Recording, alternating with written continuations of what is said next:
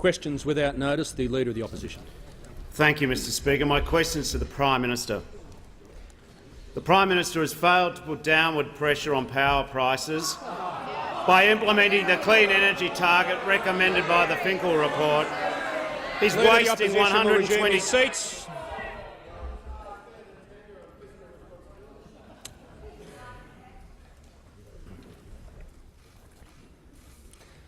Members on my right are preventing me from hearing the question. I will ask the Leader of the Opposition to begin his question again, and at this early stage I warn members about the consequences of interjecting. The Leader of the Opposition will begin his question again. Thank you, Mr Speaker. My question is to the Prime Minister. The Prime Minister has failed to put downward pressure on power prices by implementing the clean energy target as recommended by the Finkel report. He's wasting $122 million on a survey because he's too weak to have a free vote in this House. When will this policy paralysis on energy prices and marriage equality end? Why can't the Prime Minister lead his government instead of being humiliated by the right wing of his party? The Prime Minister has the call. Members on my right, the Prime Minister has the call. Thank you, Mr Speaker. Only somebody as confused as the Leader of the Opposition would combine a question about same-sex marriage and energy prices into the one question. I can assure honourable speakers that the two issues are entirely unrelated. Now, Mr Speaker, as far as energy prices are concerned, the fact of the matter is that a recklessness on the part of Labor governments in the past has led us into the position we are in today. And there is no point kidding ourselves about this. The largest single factor on energy prices, electricity prices, right now is the price of gas. Why is gas so expensive? It is so expensive, Mr Speaker, because a federal Labor government and a Queensland state Labor government allowed a big export facility to be built on Curtis Island without any regard for the consequences for the Australian domestic gas market. Now, we don't criticise exporting gas. We are about to become the biggest exporter of gas of LNG in the world. That is a great achievement. But a government which is mindful of its responsibilities to the people it represents would at least have done some planning and given some thought to the domestic market. The Labor Party did not. And that is why we've had to take the strong measures we have taken. And as I said yesterday, the spot price for gas on the East Coast has already come down several dollars a gigajoule, but it is a massive problem. We are short gas on the East Coast, a shortage created by a failure of Labor policy. And it's exactly the same approach the Labor Party took in South Australia, where, as we know, they allowed a huge rollout of renewable energy to be undertaken without paying any regard to the fact that the wind doesn't blow all the time. You'd think that would be obvious. They paid no regard to that. They had no storage, no planning, allowed baseload generation to close down, and the consequence has been what we have seen in South Australia. That state has the most expensive, the least reliable electricity in Australia. And, Mr Speaker, by contrast, we are taking action to bring prices down so that people get a better deal. Yesterday, we ensured the commitment of the big retailers to make sure that their customers would know what is the right plan for them. Too many families are paying more than they need to for electricity. We've acted on gas, we've acted on retail prices, we're acting on networks, we're acting on long-term planning with Snowy Hydro 2.0, a massive contrast. Concluded. Member for Whitlam will cease interjecting. I remind the member for Parramatta she's been warned. She can choose whether she stays or goes. The member for Latrobe has the floor. Thank you, Mr Speaker. My question is also to the Prime Minister. Will the Prime Minister advise the House on how the government's corruption benefits legislation will improve transparency and outlaw secret payments to the detriment of workers. The Prime Minister has the call. Thank you, Mr Speaker. Mr Speaker, the Hayden Royal Commission revealed what many knew, that there had been a long history over many decades of secret payments made by employers to trade unions in order to secure benefits for those employers. These benefits, which Justice Hayden described as corrupting benefits, were a major feature of his report, and his recommendation was that any benefit paid by an employer to a union or a union official which was not for a thoroughly legitimate purpose for services rendered legitimately should be unlawful. The law passed now by the Senate has done that. But equally, any payments paid between an employer and a union, even if for a legitimate purpose, should be disclosed. Mr Speaker, we have seen dozens of examples of unions, particularly the Stray AWU, which received payments which were done at a time when there was an enterprise agreement being negotiated. What about Clean Event? What about that great achievement of advocacy on the part of the Leader of the Opposition's union, where workers who are entitled to $50 for overtime per hour ended up with a deal at $18. But the union ended up with $75,000, completely undisclosed. What about the $32,000 contribution to the Leader of the Opposition's campaign, which he forgot to disclose for quite some years, but came from Unibuilt, an employer whose members were members of the Australian Workers' Union. Now, Mr Speaker, the reality is the law was not fit for purpose. The reforms that have been introduced put transparency above secrecy, put integrity above corruption. Labor opposed all of these reforms. They stood in the Senate and defended corruption against integrity. They defended secrecy against transparency. It is patently obvious that if you are a trade union or a trade union official and you're dealing with an employer, as you do all the time, you should not be taking benefits from that employer, and in particular you should not be taking benefits that are not fully disclosed, particularly at the time of negotiations. This is a long overdue correction of a major flaw in the law. It is to the Labor Party's eternal shame that they did not support it. Just before I call the member for Sydney, the member for Moreton is warned, and I remind members during question time where there are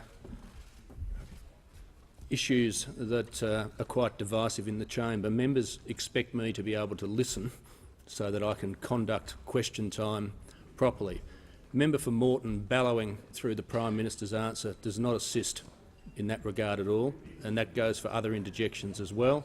A number of people have been warned.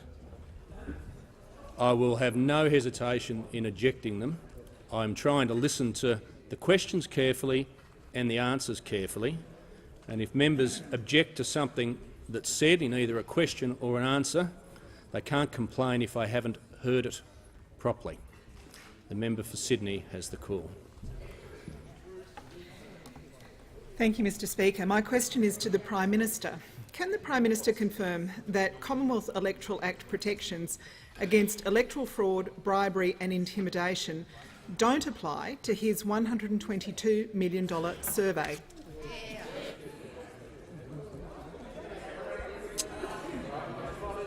The Prime Minister has the call. The Prime Minister has the call. The Prime Minister has the call.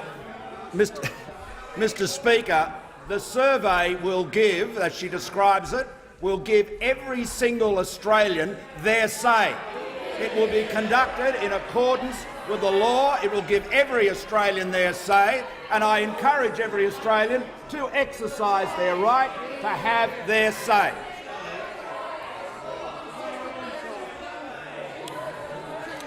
The member for Ballarat will leave under 94A. The member for Sydney will resume her seat for a second.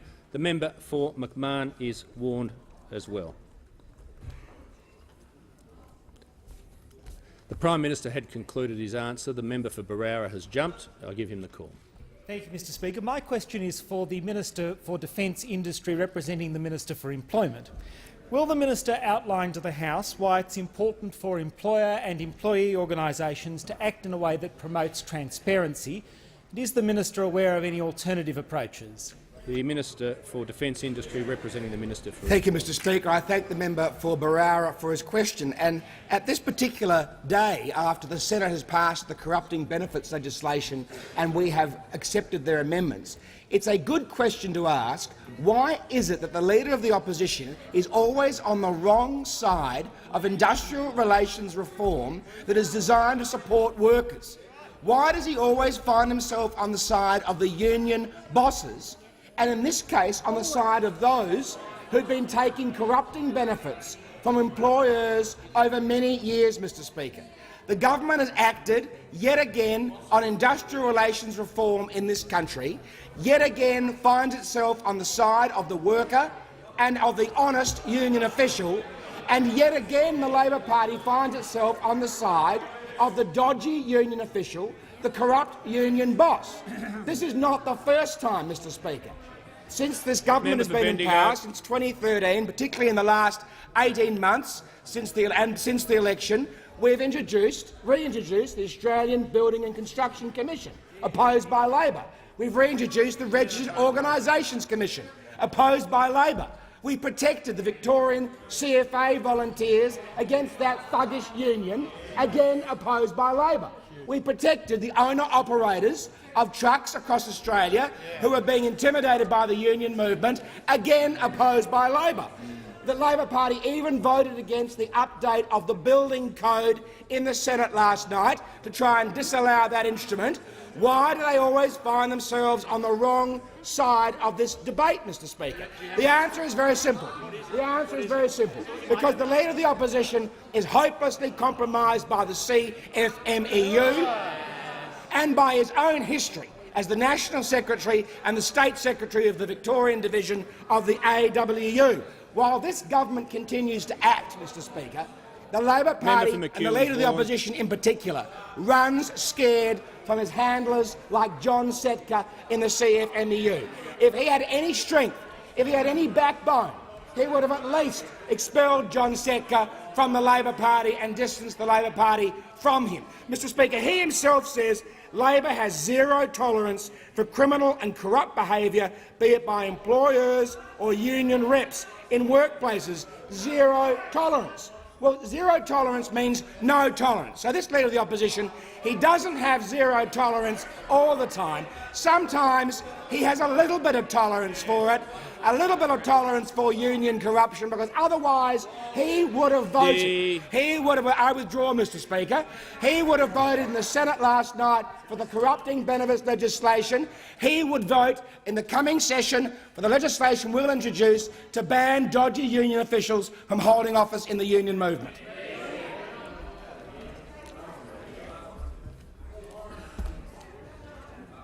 I remind the member for McEwen he's not only delaying the member for Sydney, that he's been warned. So unless he has a question, that'll be the last thing he says for the rest of question time.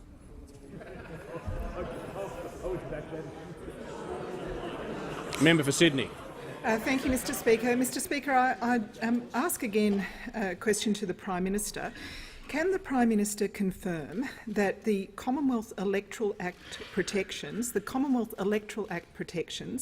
against electoral fraud, bribery and intimidation will apply in his $122 million survey? The Prime Minister. Thank you, Mr Speaker. Mr Speaker, the protections that will be in place for the postal plebiscite will include all the protections Members on my left. under the telecommunications legislation, which makes it an offence to tamper with the mail. It will be covered by the protections under the Census and Statistics Act, which makes it an offence to provide false or misleading statements, and of course the criminal code itself. contains multiple offences which would prohibit a person from interfering with the collection of statistics, including making an offence to obstruct, hinder, intimidate or resist a Commonwealth official in the performance of their functions.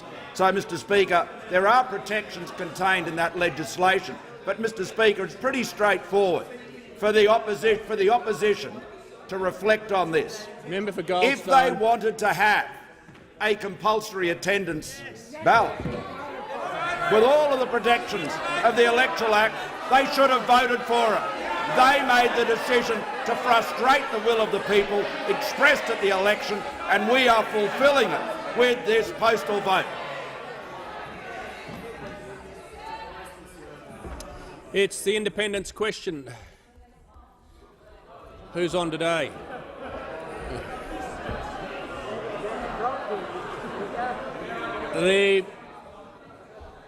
You're right, I shouldn't prompt, but I thought it'd save time. The member for Kennedy.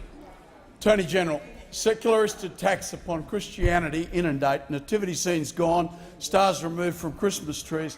Now Queensland Government eradicates Christian moral teachings from schoolyards.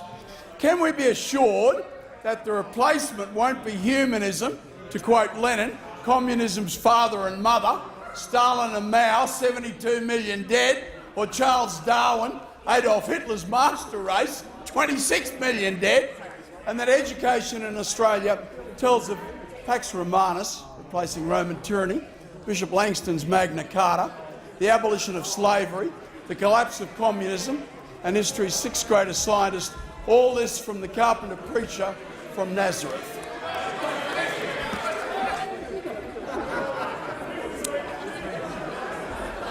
If members can cease interjecting, please.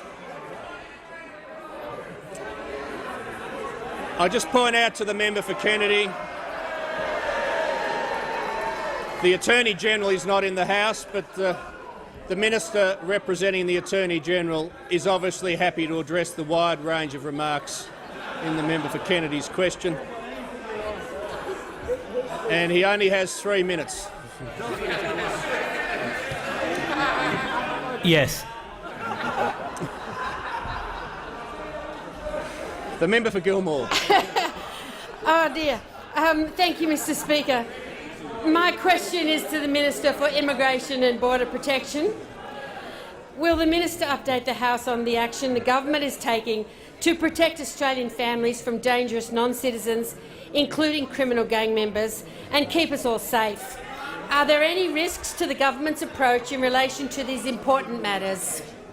The Minister for Immigration and Border Protection. Thank you very much, Mr Speaker. I thank the honourable member for Gilmore for her question and thank her very much for the work that she does to keep her community safe. As we've always said, the first priority of the Turnbull government is to keep Australians safe, and we have, Mr Speaker, cancelled a record number of visas held by non-citizens who have committed crimes against Australians. In fact, the number is up by 1,200%, and it includes some 540 visa holders that have committed offences of assault, 415 other violent offences, 441 for drug offences. We've cancelled 52 visas for people that have committed murders and 110 for rape and other sexual offences.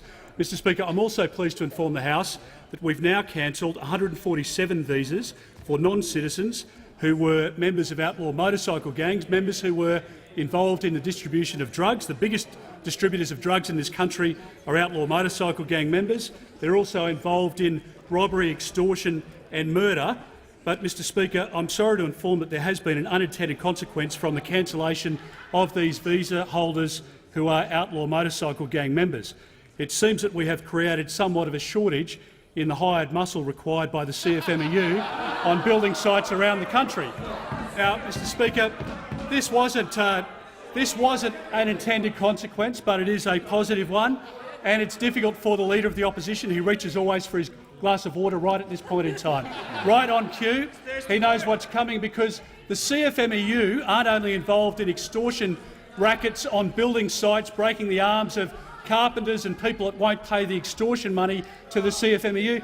They're also deeply ensconced in the Australian Labor Party, led by this Leader of the Opposition.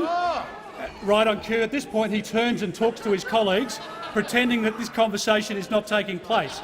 And what happens, Mr Speaker, is the Labor Party is dictated to and run by the CFMEU. They've donated over the last 5 years $8 million to this Leader of the Opposition and this Labor Party. Now, you would have thought the minister will just pause for a second. He needs to withdraw the accusation that they donated personally to the Leader of the Opposition. Mr Speaker, I'm happy to seek clarification about whether they have donated to the Leader of the Opposition's campaign. The minister will withdraw. I withdraw, Mr Speaker. I withdraw. The point of this story, Mr Speaker, is how could you trust this man to be Prime Minister of this country? His integrity, Mr Speaker, must be in question when he condones the behaviour of the CFMEU thugs around the country. The Labor Party, under Bob Hawke, dealt with the BLF and they dealt with the thugs on building sites who were members of the BLF. This Leader of the Opposition is no Bob Hawke, and let me say, Mr Speaker, this Leader of the Opposition, as is demonstrated every day to the Australian public, is unfit to be Prime Minister of this country. The member for Lingiari. Thank you, Mr Speaker. My question is to the Prime Minister.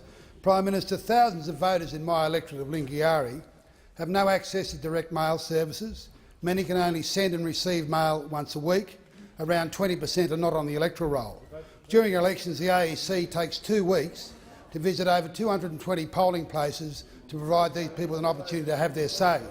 How will the Prime Minister guarantee that Australians like these will be able to have their say on marriage equality in his survey?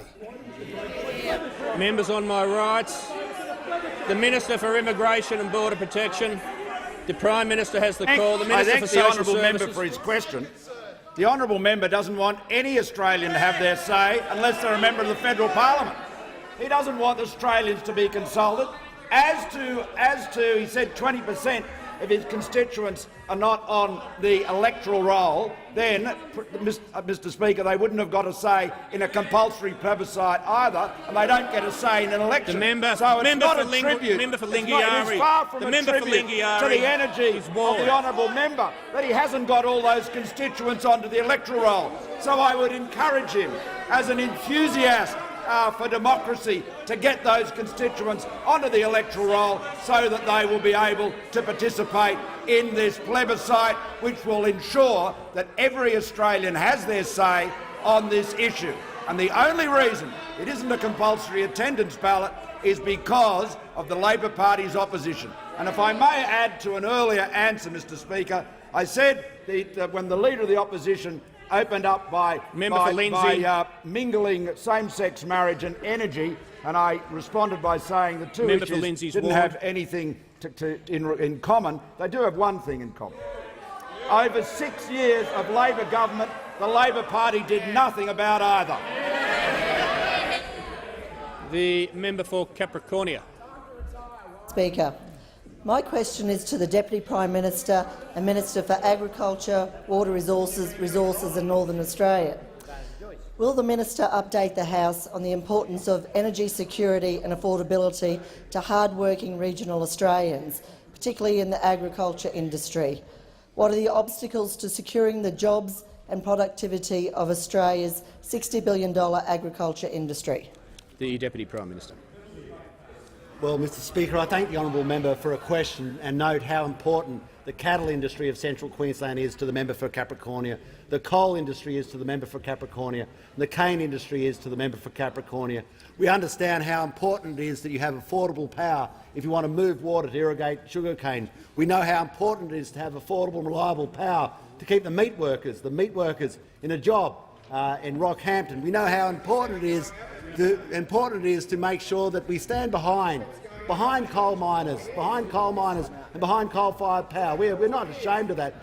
And, Mr Speaker, it was interesting that recently what we've seen was the Labor Party has adopted the South Australian power policy. The South Australian power policy, they believe in 50% renewables. And now we see in South Australia that they now have regressed back to diesel generators. They've got 9 diesel generators going into their power grid. If we wait around long enough, they'll be back to the horse and cart and donkeys. It's an amazing regression that has happened in the power policy of South Australia, And one would think that that would be a splendid example to avoid, but it's actually the splendid example that the Labor Party are going to replicate nationally, so that we can have the chaos across our nation that they've currently got in South Australia. And the member for Maribyrnong, the leader of the opposition, went to Central Queensland lately. We've been going through his social media and we've been going through all his media releases, and there's one word he can't mention. He can't mention it. It's a word that cannot mention its names. It's the Lord Voldemort of words. The Lord Voldemort of words. And guess what that word is? He can't say the word, four-letter word, he can't say the word coal. Coal. Can't say it. Maybe he'll come to the dispatch box. He can't pass. It's religious.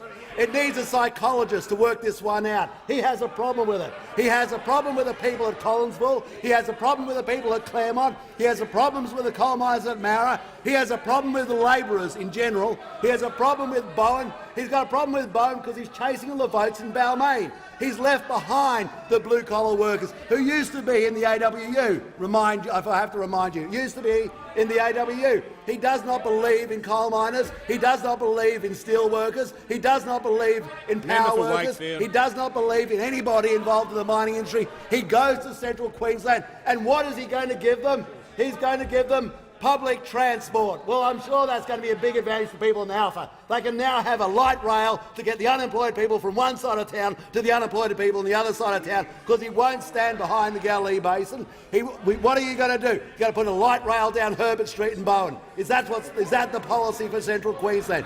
Why can't this person who used to be in the AWU actually start to represent labourers? Why has the Labor Party given up on labourers? Why do you have such an aversion to cheap power? You know why you have an aversion to cheap power? Because you want cheap wages. The Deputy Prime Minister's time has concluded. The member for Brand. Thank you, Mr Speaker. My question is to the Prime Minister. When asked on Sky News this week, the Attorney-General couldn't say whether Australians overseas would be able to participate in the $122 million survey on marriage equality. Does the Prime Minister know whether these Australians will in fact receive their survey forms?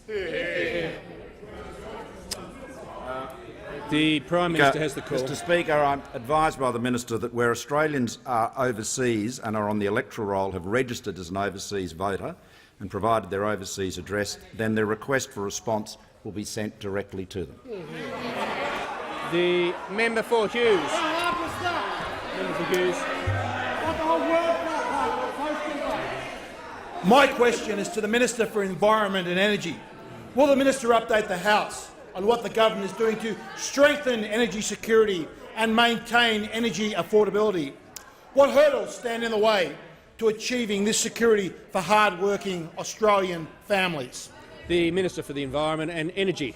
Thank you, Mr Speaker, and I thank the member for Hughes for his question and acknowledge that he strongly supports the actions of the Turnbull government yesterday to call in the retailers and to put consumers first, Mr Speaker.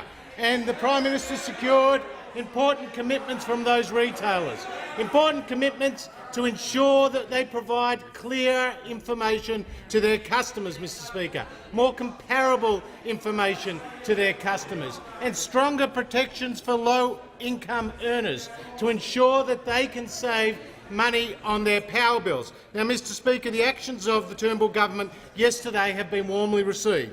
Energy Consumers Australia has said that it will have a positive effect.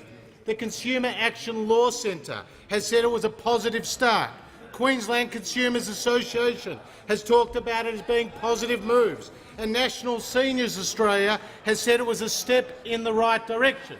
Now, Mr Speaker, I'm asked, are there any obstacles to this approach? And we know under the Labor Party, power prices went up by more than 100%, Mr Speaker. So when we received positive acclamation for our reforms and our meeting yesterday, you can imagine what the member for Port Adelaide did. He went out on ABC radio this morning and he said, I quote, "This has been the position of the Labor Party for a couple of years now. It is clear policy we took to the last election." So what we went to your election platform, and nobody can find anywhere where you committed to these retail reforms. The same applied to what we have done to rein in the networks. Mr Speaker, the member for Port Adelaide put out a press release on the 25th of May saying he had long argued for these reforms to limited merits review. So he went to their election platform. It was nowhere to be seen, Mr Speaker. Absolutely nowhere to be seen. Now, the Prime Minister has talked about how prices are rising because of gas. So, Mr Speaker, the member for Port Adelaide on the 21st of June on Sky News was asked 6 times about the states lifting their mindless bans and moratoriums on gas, and to which he gave the very meek response, "Look, I'm not a scientist, I'm not a geologist," Mr Speaker. That is what the member for Port Adelaide said when he was asked to take decisive action and to call upon his Labor colleagues in Victoria, in the Northern Territory, to lift their bans, to get more gas into the domestic system and to lower prices for households. Only the coalition government will deliver lower energy prices because the Labor Party is driven by green left ideology, where we are driven by engineering and economics. The member for Fenner.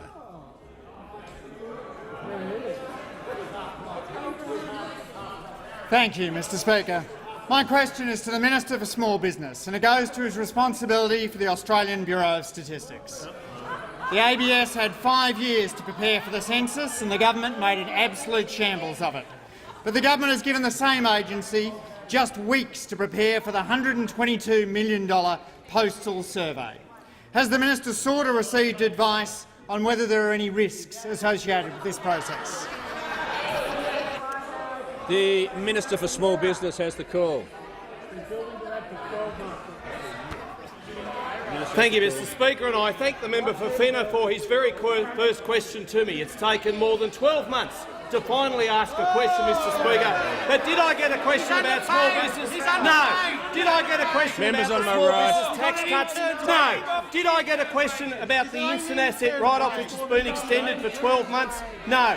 Mr Speaker, what could be more fair than giving the people their say about the issue of same-sex marriage, Mr Speaker, giving all Australians the same. Mr Speaker, the Turnbull government is committed to deliver on its pre-election promise to give the Australian people a say on whether or not the law should be changed to allow same-sex couples to marry. And I'm pleased that the member for Fenner has asked me this, because he can participate in this as well, like all Australians can. And, Mr Speaker, if the member opposite and many of those had have not cast such doubt on the census prior to the census, maybe we wouldn't have had such questions about the census Minister before. will resume his seat. The Minister will resume his seat. The Manager of Opposition Business on a point of order. Thanks, Speaker. The question quite specifically is asking whether advice has been sought and received on the risks. The Manager of Opposition Business will resume his seat. The Leader of the House will cease interjecting. The Minister will resume his seat. I haven't called him. The Leader of the House will cease interjecting. The Manager of Opposition Business is right. The part of the 30 seconds that was a question was specific, but the preceding 20 seconds certainly was not, and that widens it beyond if the member for Fenner had simply just asked the last part of the question. So the minister's in order. And, Mr Speaker, the member for Fenner might cast doubt on the last census, but can I assure him, Mr Speaker, that the response rate for households was 95.1%. On a par with any previous census, on a par with the census conducted by the member from Arrowmont, Mr Speaker. And you might laugh and you might mock, but your electorates rely on the information that comes from that census, and when you're knocking the census, you're knocking the good public servants who work very hard, and the member for Canberra, I know, and the member for Fenner should be sticking up more for those public servants who work for the Australian Bureau of Statistics. So by knocking the census, you are knocking the public servants who work for the ABS. Good, hard-working, diligent public servants. I would have thought better from the member for Fenner. I would have thought better prior to the last year's census. I would have thought better from him now. But, Mr Speaker, an issue has been directed to the Australian statistician, David Kalish, asking the Australian Bureau of Statistics to request statistical information from all Australians on the electoral roll as to their views or whether or not that the law in relation to same-sex marriage should be changed to allow same-sex couples to marry. What could be more fair than that? Give the people their say. If a plebiscite is so good for the Republic, as we had from left field from the member for Maribyrnong recently, why not have a postal survey for and on behalf of the people for same-sex couples to marry? The member for Dawson. Well, thank you very much, Mr Speaker. And my question to the Minister for Small Business is, thankful for small mercies, a question about small business. Will the Minister update the House on action the government is taking to protect consumers and small businesses from the impact of unreliable and expensive energy? Is the Minister aware of any alternative approaches? The Minister for Small Business.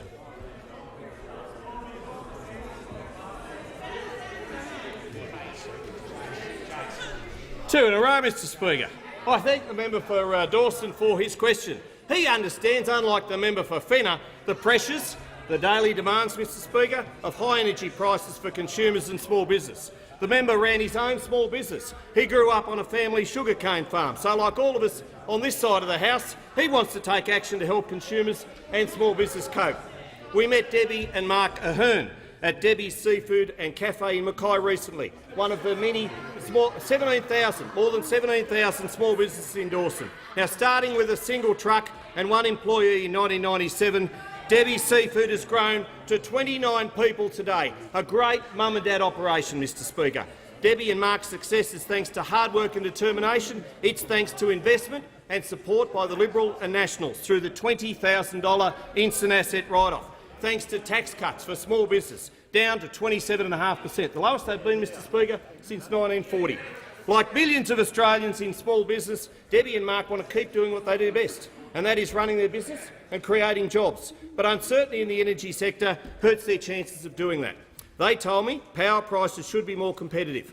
We need prices to head downwards. Now, Debbie and Mark have cool rooms and cookers which need a lot of energy, and the cost affects their ability to hire more people and to grow. Debbie and Mark's feedback is like that I've heard from small businesses right across the country, including, Mr Speaker, in Labor electorates. The Prime Minister, the Deputy Prime Minister, the Minister for Energy and Treasurer met with energy company bosses just yesterday to help get a better deal for Australians. We know the impact high energy costs have on the hip pocket, and we have a plan to help.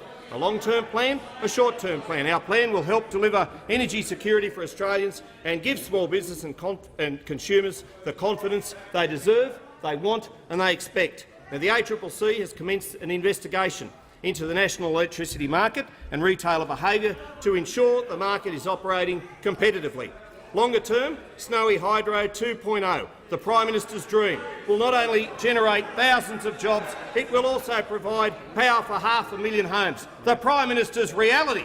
But I'm asked about alternatives, and I look with some despair at the sorry lot opposite. What a bleak alternative! What a completely bleak alternative! Labor won't take action on energy like we have, but with energy bosses, ideology over engineering and economics. Those opposite are hell-bent on an ideological target with no regard for household bills and no regard for reliability. The same party which had 13 different policies in 8 years. The party of the carbon tax, the party of the Citizens' Assembly. Labor's not going into bat for lower energy prices, never did. Labor's not going into bat for small businesses and families, never will. And Labor's not going into bat for a fairer deal. Mr Speaker, with all due respect, they wouldn't know how. The Minister's time has concluded. The Manager of Opposition Business has the call. Thanks, Mr Speaker. My question is to the Minister for Small Business. Has the Minister sought or received advice on whether there are any risks attached to the process for the postal survey on marriage equality? And if so, what did the advice say? The Minister has the call.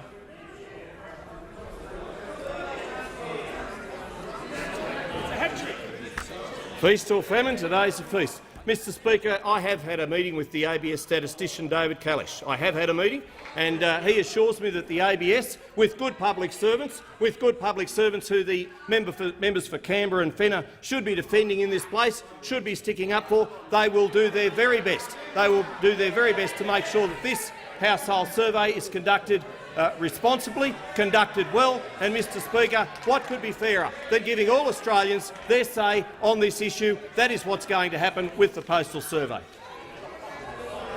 The member for McKellar. Thank you, Mr Speaker. My question is to the Treasurer.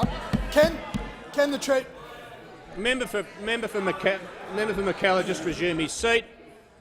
The members for Perth and the member for Kingston, who's interjecting even still now, and all those up that end will cease interjecting. Members want to hear the question asked. The member for McKellar has the call. Thank you, Mr Speaker. My question is to the Treasurer. Can the Treasurer update the House on what the government is doing to ensure that Australia has a competitive and growing economy? Is the Treasurer aware of any threats that undermine national economic growth and reduce living standards for hard-working Australians? Well done. The Treasurer has the call. Thank you, Mr Speaker, and I thank the member for McKellar for his question, because he'll be pleased, as members on this side of the House are. Indeed, all members of the House should be pleased that the government's National Economic Plan is getting results, Mr Speaker. In the last 12 months in the fiscal year, more than 240,000 Australians got jobs. 240,000 Australians got jobs as we continue to implement our National Economic Plan to drive growth in the economy, Mr Speaker, because that's how you boost Australians' wages and their incomes, which is so important. Whether it's from cutting taxes for small and medium-sized businesses and seeking to extend that right across the economy, to providing the investment in our infrastructure, some $75 billion over the next 10 years in our economic infrastructure, our investments in building the capability of our defence forces and building those capabilities and those assets here in Australia, Mr Speaker, our investments in innovation, in science, opening up the trade agenda, all of these things driving growth in our economy, and over the last 12 months some 240,000 jobs created. Now, Mr Speaker, it isn't bad enough that those opposite the Labor Party, when it comes to addressing these issues, that they have an industrial relations policy, Mr Speaker. On this side of the House, our industrial relations policies are putting the rule of law back into the building and construction industry. It's making sure that corrupt payments can't be made to union officials, Mr Speaker. If it isn't bad enough that the Labor Party's industrial relations policy is written on a brown paper bag, Mr Speaker, that's the Labor Party's industrial relations policy. They should be very familiar with this site, Mr Speaker. They should be very familiar with this site if it's not bad enough that that's their industrial relations policy when it comes to taxing, Mr Speaker, when it comes to taxing the Australian economy and taxing Australia out of business. This opposition wants to set new limits. Under our budget policy, there is a speed limit on taxes. Our budget policy says that taxes as a share of the economy cannot rise above 23.9%. That is there over the budget and the forward estimates. But the member for McMahon, the Shadow Treasurer, at the last election made it clear that Labor will abolish the speed limits on taxes in this country. And indeed, at the election, the projection of their tax to GDP over the next 10 years would get to 25.7%. Now, Mr Speaker, in today's terms, in a current year, that would mean in this year there would be $31 billion more in higher taxes under a Labor government than under this side of the House, Mr Speaker. Now, how do they think someone's going to be able to get a higher wage and a job in an economy where Labor is pressing down more than $30 billion in just 1 year in higher taxes, Mr Speaker? The Labor Party is driven by the politics of envy. We're driven by the economics of opportunity. The Manager of Opposition Business. Thanks, Mr Speaker. My question is to the Minister for Small Business. Can the Minister for Small Business confirm to the House, as a responsible minister for the Australian Bureau of Statistics, that there has only been one meeting to discuss the marriage postal vote, that there has been no written advice and that there has been no discussion of the risks? And if there has been discussion of the risks in writing or in those meetings, could he please advise the House what those risks are? The Leader of the House, on a point of order. Mr Speaker, the government's been more than happy to allow the Small Business Minister to take these questions and answers, and has done a The Leader of the House will resume his seat. The Leader of the Opposition will cease interjecting. The Leader of the House will resume his seat. Members will not interject unless those on my left wish me not to hear the objection and simply move on to the next question. The Leader of the House. Mr Speaker, as I said, the government's more than happy with the Minister for Small Business's answers to these questions, but the fact is that the direction for the postal plebiscite was issued by the Treasurer. He is actually the responsible minister until the direction is handed over to the Special Minister of State, and then he represents the Special Minister of State as well. So actually the question is directed to the wrong minister. The Treasurer should be the person answering these questions, as he issued the direction for the postal plebiscite. I'm happy to hear from the Manager of Opposition Business. Thanks, Mr Speaker. The reference to the Australian Marriage Law Postal Survey is on the letterhead of the Australian Bureau of Statistics, for which the minister is responsible. Members on my right. And the question that is being asked is about what advice that minister received. That's what we're asking. That question as to what advice he received cannot be asked of any other minister. Got a verbal promise. The Leader of the House. Mr Speaker, the way the Westminster system works, as you would know, Mr Speaker, is, and I'll explain it. I'll explain it to the Manager of Opposition Business, or he was once in the Cabinet. The Treasurer is the Cabinet Minister in the portfolio. I'd say to the Leader of the House, the history of Westminster is quite long, so I don't want him to explain it. I'll get to it. I'd like him to just get to his point of order. We're fortunate to be part of it, Mr Speaker. But the truth is that the Treasurer is the Cabinet Minister in the portfolio of Treasury. He issued the direction. The Minister for Small Business is part of the Treasurer's portfolio. It's the responsible minister for this postal plebiscite direction is not the Minister for Small Business, it is the Treasurer. Okay, I'm ready to rule on this issue if members cease interjecting. As members well know, it's the Prime Minister's prerogative to direct the question to any minister, so if he wishes to do that, he can. The Treasurer has the call. Well, thank you, Prime Minister. Very good. Members on my left. Go between them. Go between them. Treasurer resume his seat. The member for McEwen, and members will cease interjecting. The members for McEwen and Gellibrand will leave under 94A.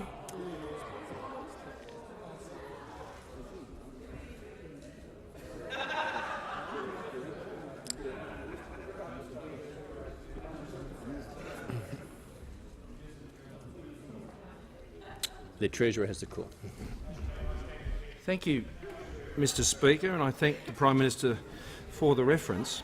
The Census and Statistical Information Direction of 2017 is a registered instrument. It's laid before this parliament. It was registered last night. It would be very easy for the Leader of the Opposition or any other members of the Opposition to review the entire direction. Now, that direction was obviously drafted on the basis of substantial advice. It included consultation with the Australian statistician and indeed the Minister for Small Business and other relevant ministers. It was a matter determined by Cabinet, and I issued the direction, and that direction is set out there as a registered instrument.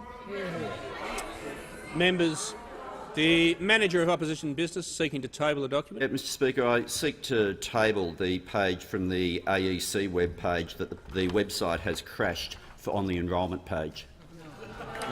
Leave's not granted. Leave is not granted. The member for Corangamite. Thank you very Members on my left. Give me a break. The member for Newcastle will leave under 94A.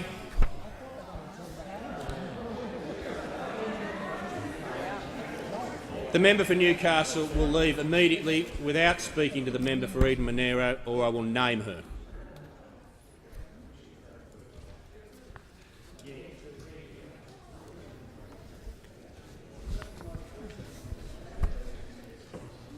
The member for Corangamite has the call.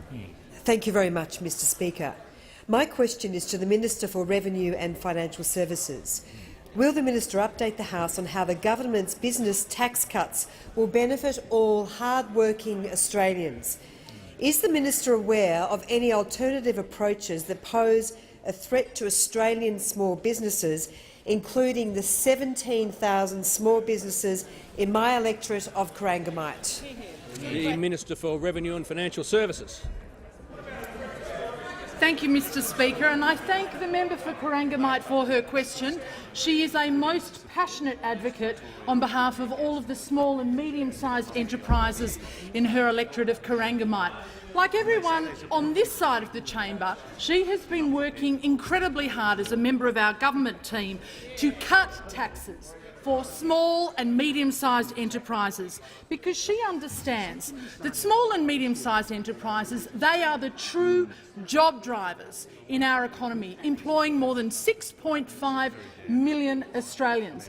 And she knows this firsthand because she and I have visited a number of businesses in her electorate, including the BEROWRA bakery, which employs around about 40 full-time employees and 10 part-time employees, and they themselves will get a company tax cut.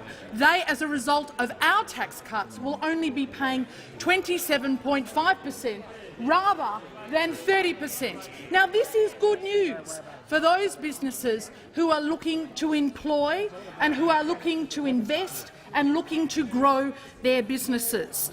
But there are, I'm afraid to say, alternative approaches. And unfortunately, those opposite would seek to punish small and medium-sized enterprises. They will punish those enterprises because they will hike up their taxes. They will slug small and medium-sized enterprises 30 cents in the dollar rather than 27.5 cents in the dollar. And they will do that despite the fact that those small and medium-sized enterprises represent around about 97% of all business in this country. And Labor will not stop there. They will also impose a minimum of 30% tax on the distributions of discretionary trusts. It is just another Labor tax grab on 270,000 small businesses. And the Leader of the Opposition, who once supported trusts, he needs to explain why it is that he'll provide an exemption to farm trusts, but not to those small businesses who provide farmers with farm supplies such as fertilisers for crops and stock feed for livestock. They also have lumpy income, and yet he would seek to punish them. And this is in addition to the fact that Labor is raising taxes across all other areas, like personal income tax, and like the fact that they will change negative gearing to hurt small investors like teachers and police officers, those people on average incomes. Unfortunately, Labor is all about the politics of envy, not the economics of opportunity. They will punish small and medium-sized enterprises. They will punish hard-working Australians. Those on this side of the House, we will represent them.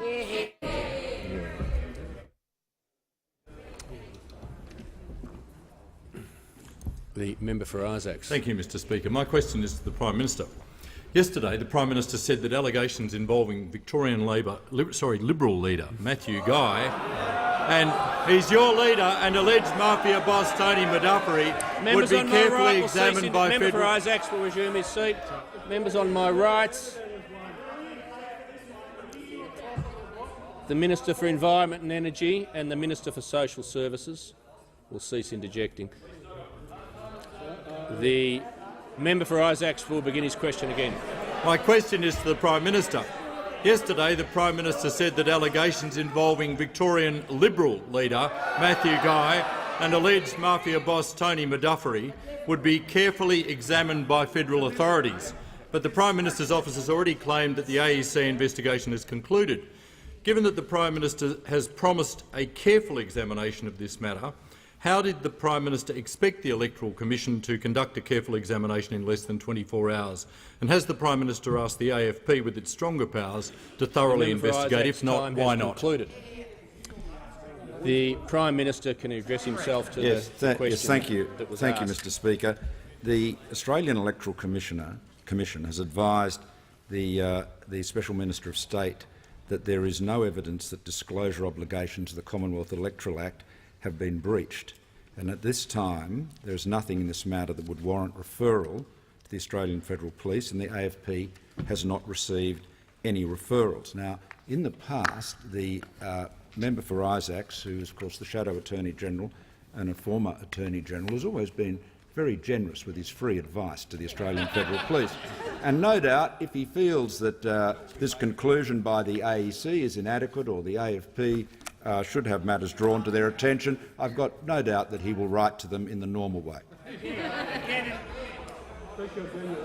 The member for Parkes. Thank you, Mr Speaker. My question is to the Minister for Trade, Tourism and Investment. Will the Minister update the House on the importance of a competitive tax regime to support investment and growth in our economy, and are there any threats to this approach?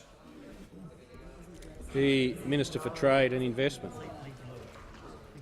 That was an absolute train wreck. Thank you.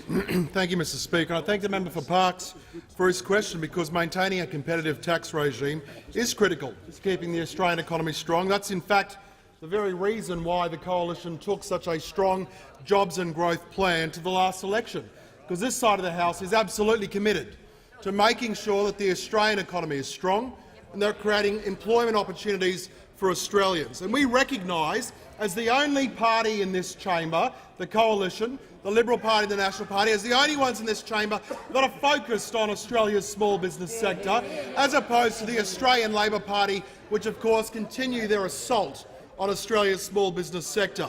But the fact is that we live in a more competitive world than ever before. We absolutely cannot be complacent about what we need to do to remain attractive as the destination for investment. Indeed, when the Coalition is pushing forward with our plan to reduce the company tax rate, we recognise, Mr Speaker, that around the world we need to be competitive. The UK rate is heading towards 17%. The Trump administration in the United States aims for 15%.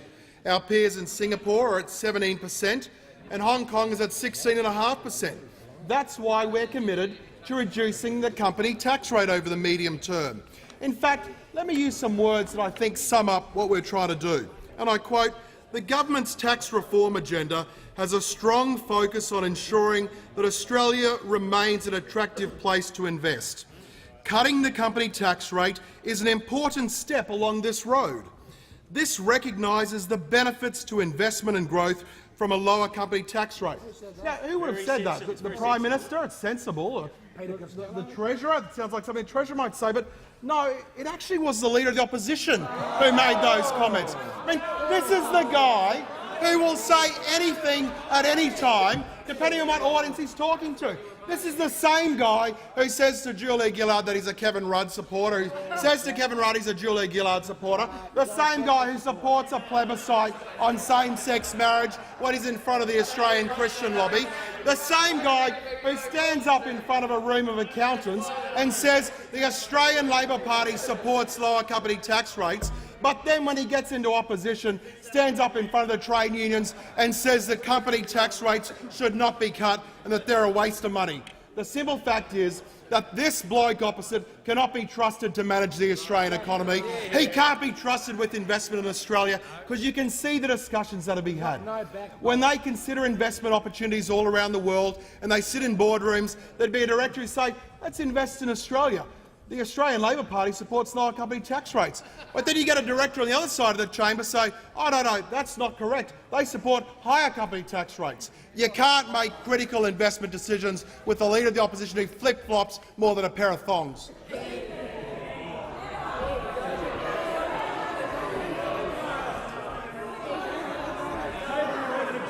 Members on both sides. The Minister for Immigration and Border Protection. The member for Isaacs. Thank you very much, Mr Speaker. My question is to the Prime Minister. Yesterday the Prime Minister said that allegations involving Victorian Liberal leader Matthew Guy and alleged mafia boss Tony Madafri would be carefully examined by federal authorities. The member for Dunkley has since admitted to discussing fundraising arrangements with Bruce McMillan, the bagman in this Liberal Party fundraising scheme. Given the Prime Minister's promise of a careful examination, are federal authorities examining whether the member for Dunkley breached any Commonwealth laws? The Leader of the House, I think quite predictably, I'll hear him.